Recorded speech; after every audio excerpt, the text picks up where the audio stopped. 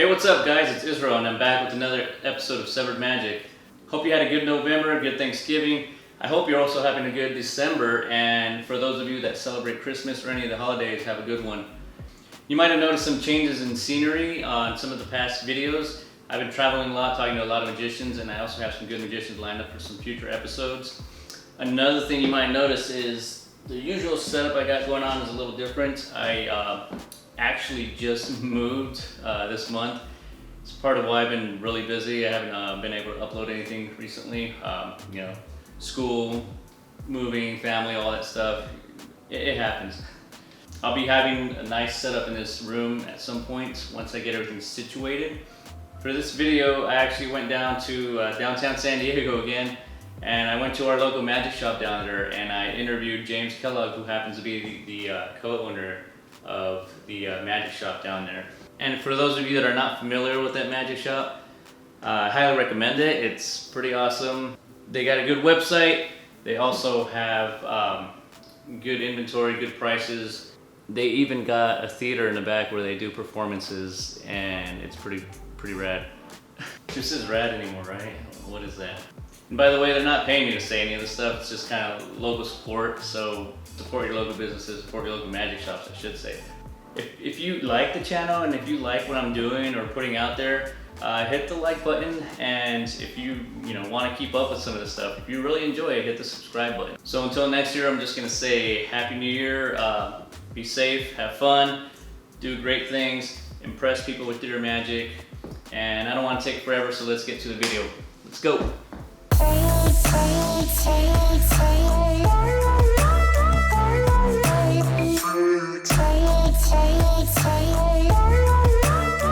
What's up guys, we're here this week with a special guest. This is James Kellogg, and he is the co-owner of the magic shop in San Diego. This is something that he's been doing pretty much his whole life, I think. Yeah. So this might be a little bit different of an answer than we usually get, but how did you get started in the magic world? So like I got started really young. My dad does magic, he still does it, so he got me into it when I was really young. I didn't really do it until I was like a teenager, kind of the whole thing. I realized that you can get friends with it. It's like, oh, that's cool, I can have friends, I just, other than a deck of cards, so I kind of did that for a while, and then did a lot of performing and traveled for a long time, and then we opened up the stores, and the rest is history. Now we're just here doing this. Yeah. How long have the stores been open? So we started the first store about 10 years ago. That was up in North County, so about 45 minutes north of the new location. Opened up that one, then we opened up a different location in Seaport Village and San Diego, and then opened up the third one. And then we kind of were like, this is stupid, we're doing too much, so we condensed it down to one, and then just did the online store, and now inner theater thing that we do too. So it's just the two things now, but yeah. That's cool. Yeah, you mentioned the online store. I actually shop there quite a bit. Yeah, good deal. If I don't come into the shop, I go on there a lot. And actually, by the way, I'll leave a link to the store so you guys can check it out. We got great stuff, great prices. Yeah. Just check it out. I know you said that for you kind of grew up with magic, surrounded by magic. Do you still practice doing magic pretty often, or? I try to. I kind of fell out of it. It was this whole. I got told this by a few magicians that worked in magic shops that you're gonna hate magic. When you're around it every day, you tend to hate it, and hate the people in magic, hate everything about it, and you just don't want to see it. And you're just like, this is stupid. I don't know why anyone does this, and kind of fell to that point where I was like, oh, I don't like this anymore, and I kind of went by the wayside. But recently, it probably was only in the last like 6 months, honestly, where I was like, I'm gonna do magic for me. I got so involved in the sales of it, and so involved in trying to what's new and trying to pitch to people what's new and trying to keep up on stuff that I forgot what I like magic for. So it kind of took that whole turn. So it just got my way back into it recently. So it was kind of one of those things now I can kind of read and do the whole stuff that I used to do and go, oh, this is cool. And now I like it. I wondered, why I liked it from the very beginning. So it's kind of cool to see that whole circle come back. But kind of like it became just a job, and then you were reborn into it again, kind of just refound the love. So it was this whole crazy journey. I mean, you hear this from a lot of guys, especially that are doing it full time, because as soon as you get into magic, into a full time thing, it turns into a job, and it's no longer fun in that aspect because it's now work. You could, as long as you can make the mindset of them being different, it's not terrible. So knowing that this is the fun part of it and the hard part sucks, but doing it. So, but when I was doing magic and I was doing it as a job, because I got into it kind of as doing it young, got into it, fell in love with it, and then got into doing the job side of it, which is performing and doing that full time. And then that was kind of turned into a job, and it was still fun. And then it was like the store. When the store happened, it turned into this is no longer. I don't really care about anything anymore. Yeah. So it was all just a job. Yeah, it was literally just a job. Yeah. Yeah, I can relate to that with a few things. Like, music was one of them. Yeah. Started because you like doing it, and then you have to do it and do it. Exactly. You're no longer like viewing it from a creative point of view. You're just getting through the motions. Sure, it's got to be the same for that. Yeah. But no. Yeah. You find it. You Yeah, find your way. get back to it. Yeah, makes sense. If it's something you really like, you'll find your way back to it. Yeah, for sure. Yeah. So besides magic and stuff and the shop that you guys run, what else do you do? Like, what are other things that you like doing or work in? Or Yeah, so that was a big thing that people told me, was trying to find something else outside of magic, because I was involved in it so much. That was the thing. So I kind of forced myself to find things. So I got to do leather making, which was kind of fun for a minute. Made some like custom leather stuff and did that for myself. And it was very like tranquil and like zen, like just to kind of be in your own time. Just no one's around you, and you're just doing it. It was really, really good. And then got into film. That sucked up my life, and that one sucked up every bit of me for a while there. So that was that was just something that just kind of I realized I really liked that, and so that's kind of my outside thing, doing like side projects and film weddings and rare commercials and stuff like that. And that was all just to try and be something different, do something outside of magic to kind of keep the real life right other than just magic, because it's that way. Yeah, you can't do the same thing over and over. Yeah. So he's an actual film guy, so he's going to be critiquing this video later, I'm sure. I'm already hard on it. I can see it. I'm not a real film guy. I'm just kind of doing it.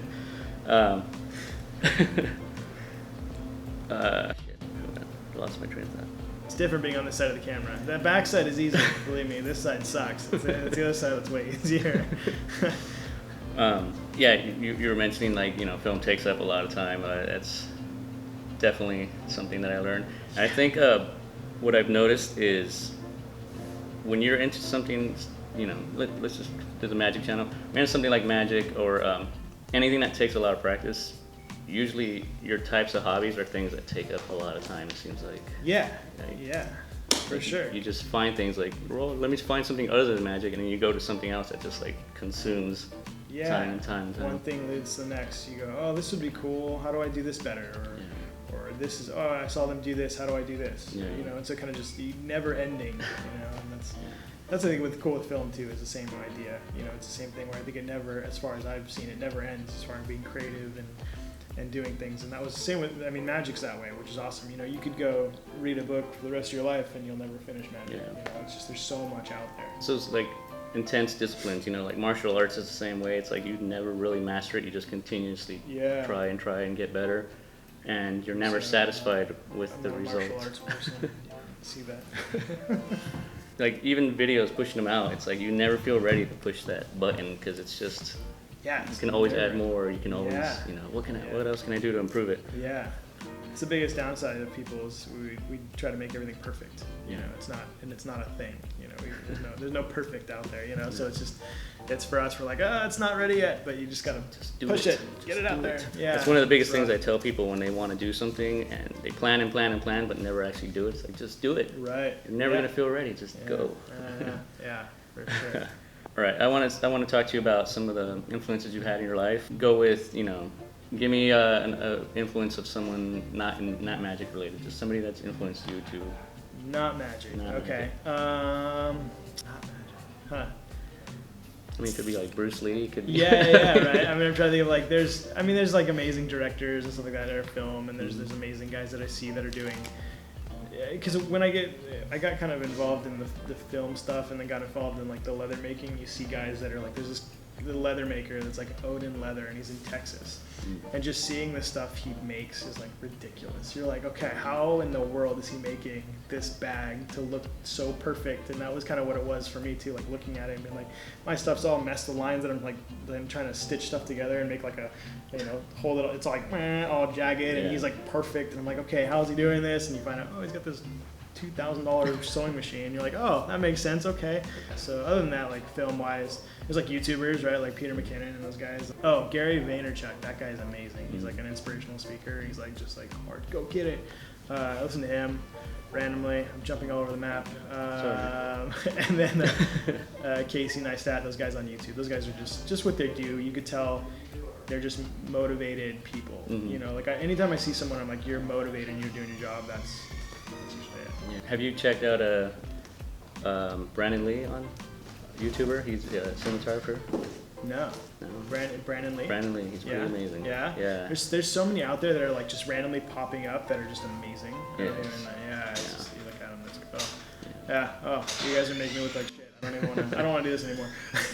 See, I mean, I don't know. See, like, I just kind of dove into the world, so it's, when I look at those guys, I'm like, man, how, like, I don't even understand. Right, yeah. But, yeah. How about, magic-wise, who's influenced you? Magic, okay. That one I know. So it's like kind of like the basics guys, mostly in Spain, like a lot of those guys. So like Juan Tamariz, Daniel Ortiz, all those guys that have that, just because the stuff, I've seen them fool amazing magicians, and you're just like, okay, you're doing, things that are kind of lucky, and they're still getting it, and they're still fooling these guys, and Juan is just unbelievable performer. The magicians would be like, like Michael Weber, that guy, I think is super creative. He's got like a mind, like I just can't imagine, just ridiculous what he does. Because he taught, like Ricky Jay is what I was getting to. He kind of is one of his creators and stuff for him and stuff. Just the stuff they put together is just insane. So like to see that and see what they do, Do you admire the creativity or the performance more, or kind of? It's a little bit of both. The performance is definitely those guys in Spain. Those guys are just, they can get away with murder. It's just ridiculous. So relaxed. It's just like, oh yeah, and then you're like, oh yeah, it is my choice, and it's not. They're messing with you. It's not your choice. But then there's the performance side of it that's very like Derek Delgadio, that guy, unbelievable. I don't know, have you ever seen a show? No, I've never seen a show, but I've heard him talk, and he's got some interesting views on things, and it makes you think a lot. And not even just for magic, like it bridges out to a lot of things when you really think about it. He's incredible. He's one of those guys that just, with he even talks about it, that he wasn't, he's the best performer in the world, but I think he doesn't give himself enough credit. I think he may not be, but he just, with the right people behind him, he can be. And that's the most amazing thing with him, is that he's just talented in so many aspects. It's just messed up. But Well, I think that's one of those things that it helps if you're not only just sucked into the world of magic. Like if you can take a step out, you can see things a little clearer. And what I mean is, if you're always stuck in that book and just working on the same thing that's written in the book, you're never gonna, open up and explore a different avenue for things. Ideas. I mean, the best thing I always tell people too, especially when they're learning magic, is if they're learning a really hard move, the best way to do it is like learn something and then put it away, and don't like mess with it to the point where you're just like, you're fed up with the move, and then just put it by the side and then come back to it like 2 weeks later, and your muscle memory will like do it for you. So it's like the weirdest thing. It's like the brain synapses kind of just work themselves out. I used to do that a lot when I was a teenager learning to play guitar. I would sit there for like 4 hours just trying to get a little piece down, a song. And it would just frustrate me, and I'd say, I know I could do this, and I would just get so frustrated, come back like 2 days later and just do it like nothing. There you go. Dealing with people, aside from, say, doing magic, an example would be if you go out and just have conversations with people, or just, something not related to magic, that would directly reflect on your performance itself. The way you interact, the way you do things. It's like comics, right? Most of their stuff is actually something that's happening in their life, but they just embellish it just a little bit, or tweak it a little bit. It's hilarious. It's the funniest thing you'll ever hear in your life. All right, so what's been some of the best resources that you've seen, from magic that you could, either recommend or that you enjoy, where you learn from the best? It's gotten harder and harder to find good resources. You know, the old kind of classics, the Ed Marlowe books, the things like that with cards. You know, those are great. But you know, as time goes on and there's Magic coming out every other day, it's one of those things where it's hard to find. You know, oh, this is a good resource for Magic. You know, people are trying to do things. You know, I know Illusionist is trying to do their Magic stream, and there's a new things coming out that's for like some like Netflix of Magic kind of thing, and all these things that I see, and they're just another way of pumping out content and just and trying to get people interested, which I don't think it's a viable avenue. I think it's kind of, it doesn't really give you the right guidance into Magic. I think if you were to talk to Tony Chang or talk to the guys that are just, you know, Xavier Spade, and he's amazing too. If you talk to those guys, the stuff they do and the stuff they show is not things you'd see in a download yesterday. You'd see it in a book 10 years ago, or some book that's not even available anymore. Yeah, they would have hunted it out and bought it, you know, and that's the beauty of, I think, beauty of Magic is you could show someone something that was in a book 15 years ago and they would be fooled, you know. So that's probably the hardest part of knowing the best avenue of good resources is that you kind of have to go farther back. Yeah. You know? One of the books that I've been trying to get my hands on is by Forces Unseen. Oh yeah. That's one of those things that, like Xavier Spade, that he's recommended so much, and it's when I do find it, it's outrageously expensive. Yeah. So I can't justify it, but yeah. Well, and those are like all Move Monkey things. Yeah, They look great as far as like if you can do them, but it's just hard stuff. It's one of those things that, the way I see it, is you train harder than the real thing. Yeah. So, you know, if you can practice that when you do the normal, like, simple stuff, it's like whatever. It's so relaxed when you do it. Yeah, you know? Yeah. I know that like an avenue of doing it too is watching the people that you see that you're like, oh, this guy is really good, and just watching how he holds a deck of cards, or how he holds a coin, or how he holds, you know, whatever it is that he's doing. Just see how his demeanor is and how he's standing, because those are the parts that make Magic great. Because people, a lot of times, you'll see people that they'll do stuff and it looks just so like they're grabbing a hold and bearing their life on, you know, and it's just like, what are you doing? Relax. Like that pass where it's just like relax, take a second, dude. Like, so it's one of those things where it's kind of, it's hard to just watch people that you think are talented and amazing. Watch them and see how their demeanor is with it. And that goes back to like the Spanish Magic. Like you don't even notice when things are happening because they're so like carefree about it. You're just like, oh yeah, you know. Yeah, take it, do whatever you want. Yeah. But yet they're actually controlling things and they're controlling the environment. Yeah, they're doing some of those times. They're doing if I were to do something like that, I feel like I'd be like, all right, let's pretend this is chaotic. But, you know, we're gonna pretend chaos. Yeah. Don't mess them up. I'm trying to keep track. Don't mess up the order. Okay. One of the things I also want to cover is, you know, the shop you got going on. I've mentioned before, it's an awesome shop. It's the best one I've found around here. I'm not just saying that. Like, I truly mean it. You know, and I actually drove cross country and I hit up a few Magic shops, and this is legitimately like one of the best ones I've seen. You also got some performance going on here. Yeah. Anything you want to share? Yeah, so we do every weekend. We do a show on Friday and Saturday nights. It's like a whole kind of dinner, theater experience thing. So it's like a whole 3-hour thing. So like someone comes in, they like go through a little escape room, and then there's magicians walking around once they get inside the room, and then there's a lot of stuff going on. It's kind of like a fun evening out. Yeah. You know, the weekend. Yeah. No, it's cool. I actually attended one of these. The first time I ever came out here. Came in and you told me and my wife about the show, and we came back like the next night and watched it, and it was awesome. I like the idea you guys have going on here. Nothing else like it that I've seen before. Yeah. So it's definitely something you should check out. I don't know how many of you have girlfriends or boyfriends, but set a date night and check it out. Best friends. It's pretty awesome. Whatever. Yeah, anything. Bring your mom. It'll be great. Yeah, that happens. It's awesome. I've seen it happen a few times. Yeah. I mean, I'm pretty much going to come back with my mom just so she can see it. But. So one other thing I want to ask you is, what do you think about the Magic community in San Diego or in Southern California that you've seen? Like, you know, is it lacking anything, or do you think it's flourishing? Because I know you have a perspective from the shop, you know, keeper. Like, people come to you for stuff. You see all kinds of different magicians every day. You know, from the beginner, the hobbyist to the professional. So like, what are your thoughts on everything? Yeah, the Magic community in San Diego is I think it's growing. The hard part is everyone finding each other, which is why I think obviously the shop is good because they can find each other hopefully. And that's the point of this channel. Yeah, exactly. Yeah. So it's one of those things where I haven't been involved in it too much. I should be ashamed on me, you know. But the guys that are doing stuff, they are really making an attempt to bring magicians culture in San Diego in. It's good to see because you know everyone wants to be a magician as far as be friends with magicians. I mean, and it's hard to find them. And that was something that kept me doing magic in high school was because I had a friend doing magic in high school. Yeah.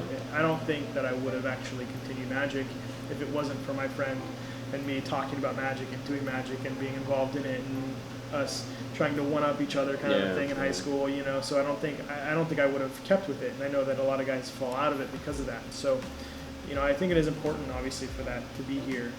I think that they're doing a good job of trying to make that happen. I have to be more involved and try and help too, because I think, you know, if I was able to tell everyone, hey, well, let's all meet here, you know, it would probably help, obviously, so that everyone can, and then I'm done. I can be like, oh yeah, I got you guys all together, figure it out, you know what I mean? But there's like different clubs and stuff, so it's no one really wants to talk to each other for whatever reason. It's weird because it's, you know, magic is it's something that you practice by yourself a lot, but yet that solitude gets like very lonely, and you want to, you know, share it with someone else, and that's the reason you perform. But it's not the same, you know. You want somebody to talk to about and talk shop about it. A buddy of mine said it was kind of like he did train building. So like a guy in his basement building trains, and like does it, and it's like, oh yeah, this is so cool, but no one's ever gonna see it unless they go down to his basement. He's like, hey, come to my basement, look at my trains. It's like super weird, but like it's like when I'm not doing homework and stuff, I just practicing a slide, practicing a trick. Really, it's just like turn to my wife, hey, can I show this to you real quick? You know, tell me about it. From there, it's who knows when the actual person will see it. You know, it happens, but very rare. I don't know. I did that for a while too. I did that whole wife thing, showing her like, hey, look at this trick.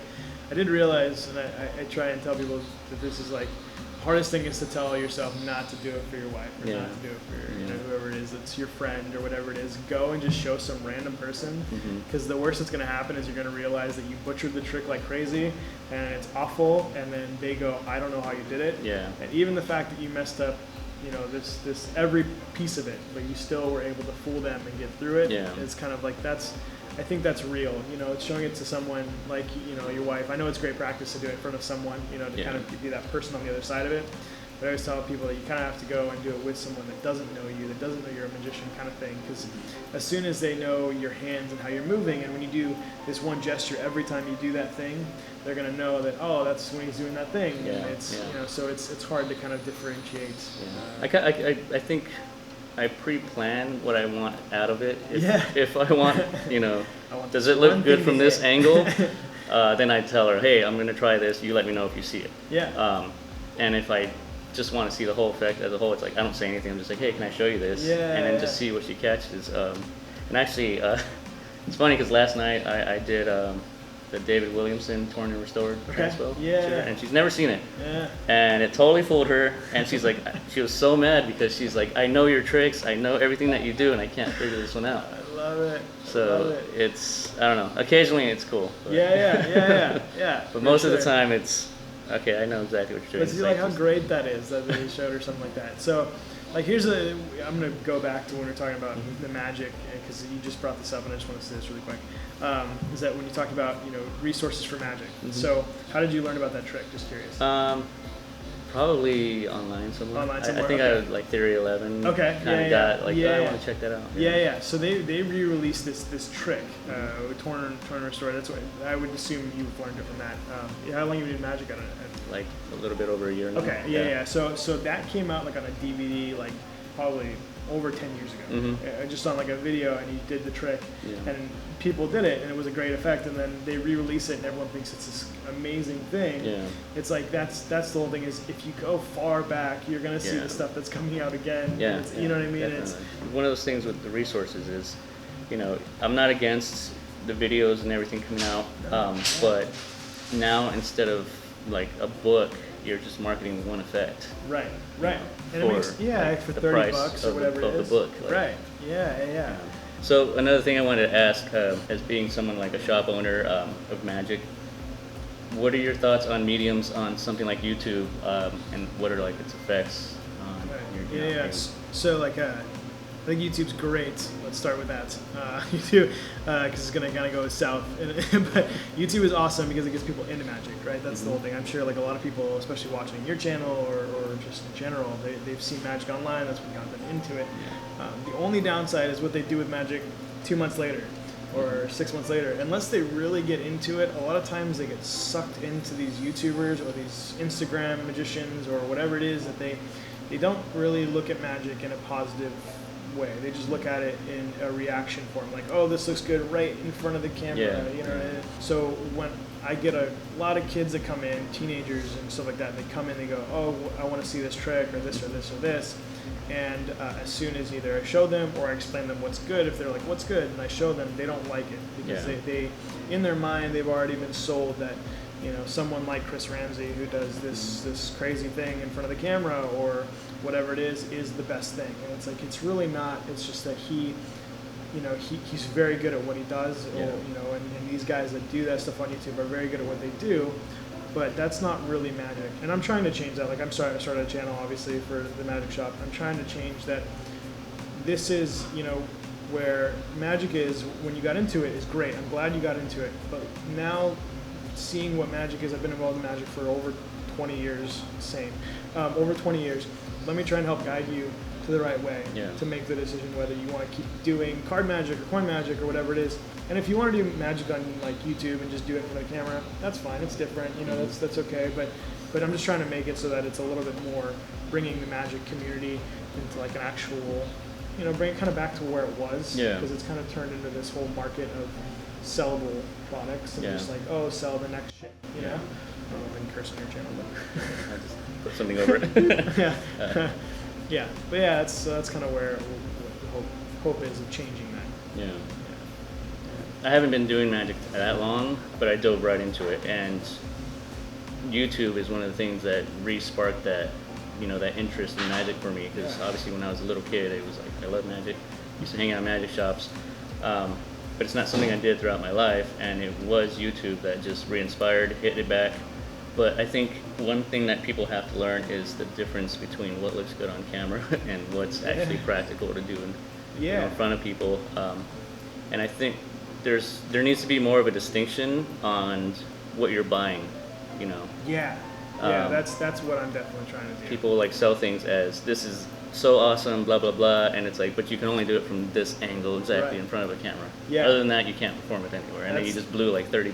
That's exactly what I'm trying to get on the channel, is tell people, you know, I'm working with a lot of the distributors and stuff that do magic and trying to get them to send stuff early so that right when it comes out, I can give you a honest review of what the product is and exactly if it sucks. I'll tell you it sucks, even though I'm still going to sell it. I mean, if you really want it, you can buy it, but I'm going to tell you it sucks from every other angle except for right here, you know. So I'll be honest with that, you know. And that's the whole hope, is that it makes it a little bit better and easier to buy stuff, and knowing that it's, and maybe in the end scare people from putting out that release that sucks, you know. And there's a lesson to that. It's, you know, learn your basics, because a lot of times you'll pretty much understand how things are done just from the basics alone. And you can save yourself the trouble of realizing, oh, this can only be done from this angle. Once you know the mechanics of, you know, basic everything. Exactly. Thanks for being on here.